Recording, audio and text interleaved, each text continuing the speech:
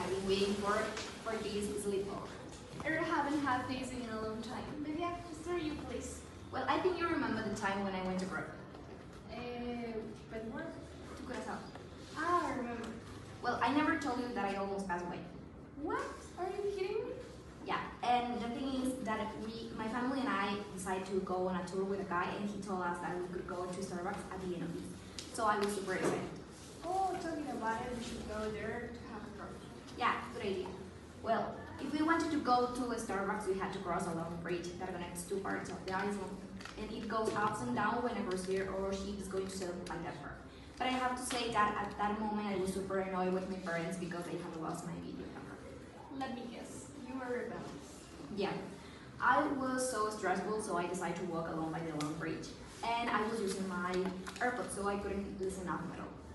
And I started to see that people were running to one of the main entrances of the bridge, but I didn't know why, so I took out my AirPods, and I could notice that an alarm was ringing. I just froze and my brain wasn't working. So a man would run quickly to me and take my hand, and we ran to one of the main entrances of the bridge. I just remember that he told me, "Were you crazy? You could die if I hadn't gone for you." Thank goodness nothing relevant happened, but I remember that I had to wait about 1 hour on the other side of the island because the bridge just go up and down, passing an hour. After that, I learned that I can't be annoyed with my parents and letting me down by emotions and do things. I absolutely agree with you, Danny, and I feel cheerful that nothing else happened to you. But now it's my turn to tell you something, and although it's not crazy as yours, it was still crazy. Listen to this. One day I was in my room when my mom called me to come out and greet my uncles who were coming over to visit along with my cousins and one of the neighbors. I came out and I started greeting everyone as usual, but when it was time to say hi to my other cousin and his girlfriend, I mistook her and I grew her by the next name. To be fair, I had no idea that he and his ex had broken up or that he was seeing someone new.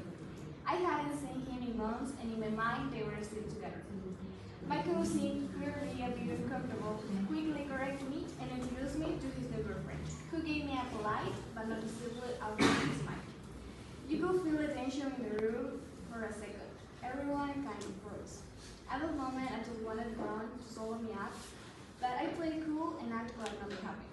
I smiled and I murmured something like, "Alright, nice to meet you," and quickly move on to my other cousin.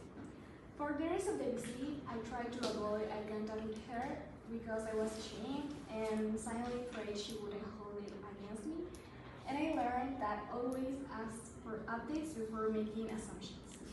Holy cow, Kelly, how embarrassing. I can imagine your face at that moment.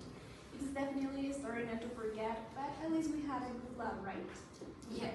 Between treacherous bridges and failure meetings, our life seems like a myth. Yes. I already miss our story times like this. Yeah, we should do this more often.